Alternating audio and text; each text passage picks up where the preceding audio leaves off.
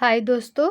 आज हम लोग संस्कृत का ऑब्जेक्टिव पढ़ने वाले हैं जो कि हर एग्जाम में पूछे जाते हैं। आइए पढ़ते हैं। इसमें देखिए पहला क्वेश्चन क्या बोला जा रहा है। उपनिषद के रचनाकारी कौन है। उपनिषद के रचनाकारी कौन है। तो हम लोग का सही आंसर हो जाएगा ऑप्शन नंबर सी हो जाएगा महर्षि वेद व्यास। अगला दूसरा नंबर क्वेश्चन में क्या बोला जा रहा है। मंगलम पाठ के रचनाकारी कौन है। मंगलम पाठ के रचनाकारी कौन है तो महर्षि वेद व्यास। अगला तीसरा नंबर क्वेश्चन में क्या बोला जा रहा है। मंगलम पाठ में कितने मंत्र संकलित है।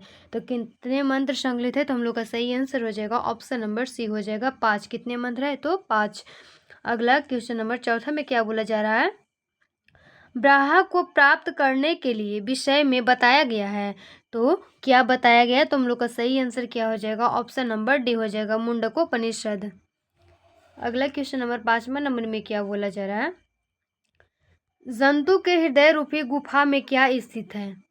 जंतु के हृदय रूपी गुफा में क्या स्थित है तो हम लोग का सही आंसर क्या हो जाएगा ऑप्शन नंबर ए हो जाएगा तत्व। मृत्यु को वश में कौन कर लेता है। मृत्यु को वश में कौन कर लेता है तो विद्वान लोग। अगला क्वेश्चन नंबर 7 नंबर में क्या बोला जा रहा है। उपनिषद में किस महिमा का वर्णन किया गया है। उपनिषद में किस महिमा का वर्णन किया गया है तो हम लोग का सही आंसर क्या हो जाएगा ऑप्शन नंबर डी हो जाएगा परम पुरुष का अध्ययन किया गया है। आत्मा के गूढ़ रहस्य की किसमें व्याख्या की गई है।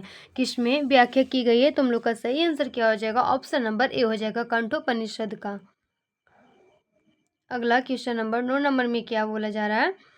ज्ञानी लोग और अज्ञानी लोग में अंतर किसमें बताया गया तो श्वेता स्तोत्र में। अगला 10वां नंबर में क्या बोला जा रहा है। सत्य का मुंह किससे ढका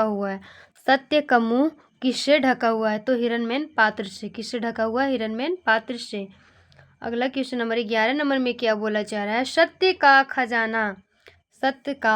खजाना कहाँ है तो हम लोग का सही आंसर क्या हो जाएगा ऑप्शन नंबर सी हो जाएगा देवलोक में। परमात्मा की महिमा का वर्णन किसमें किया गया है तो हम लोग का सही आंसर क्या हो जाएगा ऑप्शन नंबर बी हो जाएगा ईशावास्योपनिषद में किया गया है। अगला क्वेश्चन नंबर 13 नंबर में क्या बोला जा रहा है। किसकी जय नहीं होती है तो किसकी नहीं होती है तो असत्य की जय नहीं होती है। अगला 14 नंबर में क्या बोला जा रहा है। एशिया महादेश का सबसे बड़ा सेतु कौन है तो हम लोग का सही आंसर क्या हो जाएगा ऑप्शन नंबर सी हो जाएगा गांधी सेतु। कौन सा सबसे बड़ा सेतु है तो गांधी सेतु। पाटलिपुत्र किस राज्य की राजधानी है तो बिहार की। अगला क्वेश्चन नंबर 16 नंबर में क्या बोला जा रहा है। महावीर मंदिर कहाँ स्थित है तो पटना में। अगला क्वेश्चन नंबर 17 नंबर में क्या बोला जा रहा है। 17 नंबर क्वेश्चन में क्या बोला जा रहा है। नगर की पालिका देवी कौन है तो हम लोग का सही आंसर क्या हो जाएगा। आइए इसमें देखते हैं ऑप्शन। तो हम लोग का सही आंसर क्या हो जाएगा ऑप्शन नंबर सी हो जाएगा पटन देवी। नगर पालिका की कौन है पटन देवी। अगला क्वेश्चन नंबर 18 नंबर में क्या बोला जा रहा है। कैमोदी महोत्सव कहाँ मनाया जाता था तो हम लोग का सही आंसर क्या हो जाएगा ऑप्शन नंबर सी हो जाएगा पाटलिपुत्र में। किसके शासन काल में पाटलिपुत्र की शोभा तथा रक्षा व्यवस्था अति उत्कृष्ट थी तो हम लोग का सही आंसर क्या हो जाएगा ऑप्शन नंबर बी हो जाएगा चंद्रगुप्त मौर्य के समय में। 20 नंबर में क्या बोला जा रहा है। पाटलिपुत्र का नामांतर क्या है तो हम लोग का सही आंसर क्या हो जाएगा ऑप्शन नंबर डी हो जाएगा कुसुमपुर।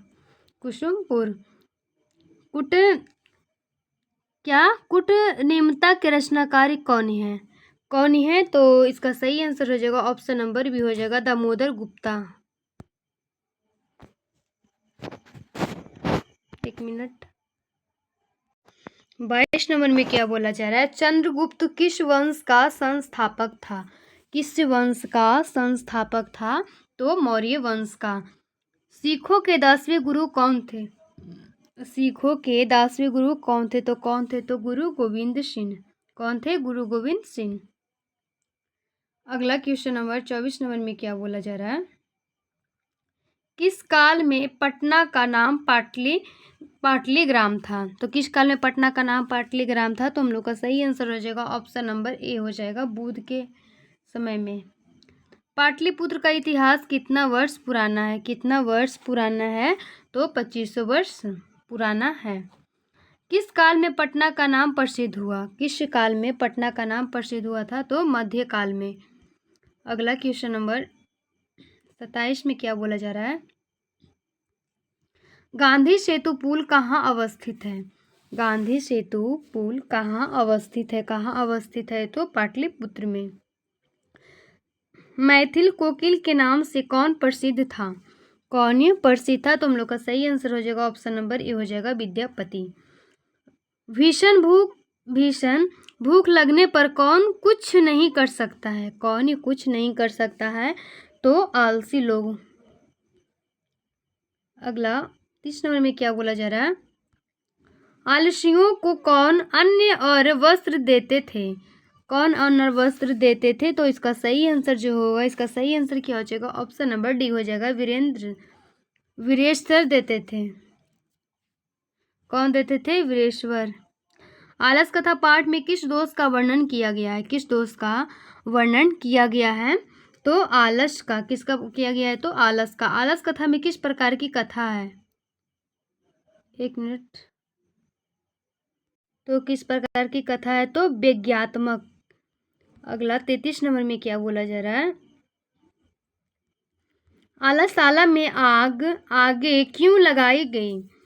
तो क्यों आग लगाई गई थी? तो इसका सही आंसर जो होगा ऑप्शन नंबर बी हो जाएगा, आलसियों की परीक्षा लेने के लिए आलसशालों में आग लगाई गई थी।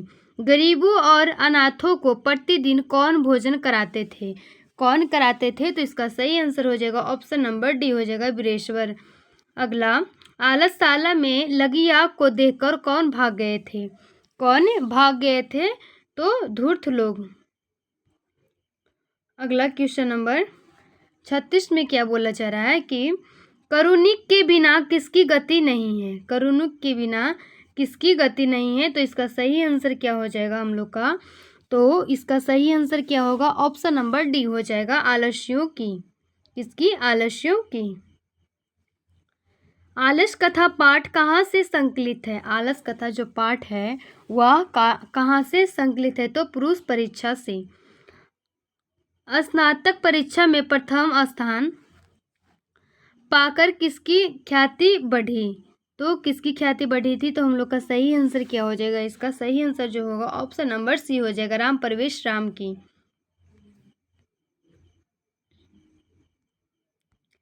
शिक्षक ने किसे पढ़ाना आरंभ किया? किसे पढ़ाना आरंभ किया? तो महिला को। किसके अर्थाभाव में भी राम प्रवेश ने महाविद्यालय में प्रवेश पाया? तो इसका सही आंसर जो होगा ऑप्शन नंबर बी हो जाएगा, पिता के। भीखन टोला देखने कौन आए? भीखन टोला देखने के लिए कौन आए थे?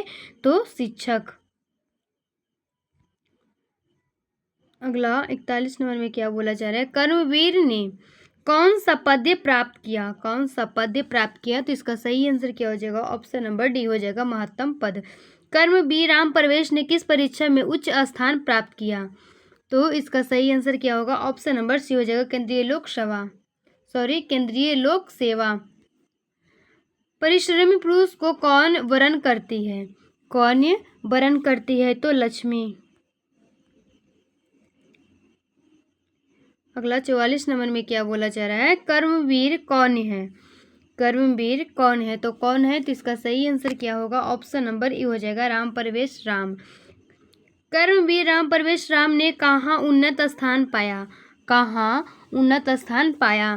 तो केंद्रीय लोक सेवा परीक्षा में पाया था। कर्मवीर कहाँ का रहने वाला था? कर्मवीर जो था वह कहाँ के रहने वाला था? तो भीखन टोला के रहने वाला था।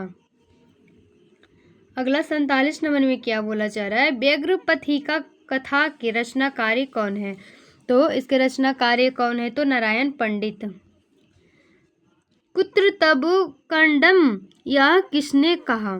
किसने कहा? तो इसका सही आंसर जो होगा ऑप्शन नंबर डी हो जाएगा, बुढ़े बाघ ने। पथिक किसके द्वारा मारा और खाया गया? तो किसके द्वारा मारा और खाया गया था? तो इसका सही आंसर जो होगा ऑप्शन नंबर ए हो जाएगा कि बुढ़े बाघ के द्वारा यह मारा गया था और खाया भी गया था। अगला 50 नंबर में क्या बोला जा रहा है? हितोपदेश का अर्थ है, हितोपदेश का अर्थ है, जिसका क्या अर्थ है? तो हित का उपदेश। पथिक कहाँ फंस गया? कहाँ फंस गया था? तो इसका जो सही आंसर होगा ऑप्शन नंबर सी हो जाएगा, कीचड़ में फंस गया था। कौन लोभ से प्रभावित हुआ? कौन लोभ से प्रभावित हुआ? तो कौन हुआ था? तो पथिका ने प्रभावित हो गया था। अगला 53 नंबर में क्या बोला जा रहा है? क्रिया किसके बिना भाव स्वरूप हो जाता है? किसके बिना भाव स्वरूप हो जाता है? जो इसका सही आंसर होगा ऑप्शन नंबर सी हो जाएगा, ज्ञान के बिना। व्याघ्र पथिका कथा किस ग्रंथ से संकलित है? किस ग्रंथ से संकलित है? तो इसका जो सही आंसर होगा ऑप्शन नंबर बी हो जाएगा, हितोपदेश से। किस जीव पर विश्वास नहीं करना चाहिए? किस जीव पर विश्वास नहीं करना चाहिए? तो हिंसक पर। अगला 56 नंबर में क्या बोला जा रहा है? लोभ मनुष्य को कहाँ ले जाता है? लोभ मनुष्य को कहाँ ले जाता है? कहाँ ले जाता है? तो इसका सही आंसर क्या हो जाएगा? लोभ मनुष्य को कहाँ ले जाता है? तो विनाश की ओर लेके जाता है। अगला 57 नंबर में क्या बोला जा रहा है? स्वामी दयानंद का जन्म किस ग्राम में हुआ था? किस ग्राम में हुआ था? तो किस ग्राम में हुआ था? तो टंकरा में।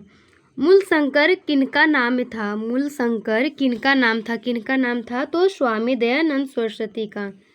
अगला क्वेश्चन नंबर 59 नंबर में क्या बोला जा रहा है? हिंदू समाज को छोड़कर किसने धर्मांतर अपनाया?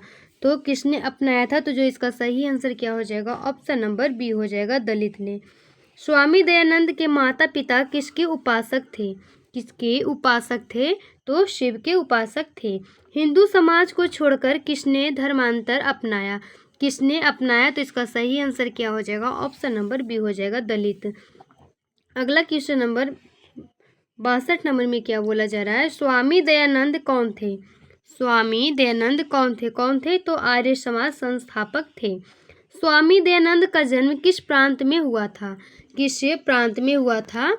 तो गुजरात में। कहाँ हुआ था? तो गुजरात में हुआ था। अगला क्वेश्चन नंबर 64 में क्या बोला जा रहा है? किसके कहने पर स्वामी दयानंद ने वैदिक ग्रंथ का प्रचार किया?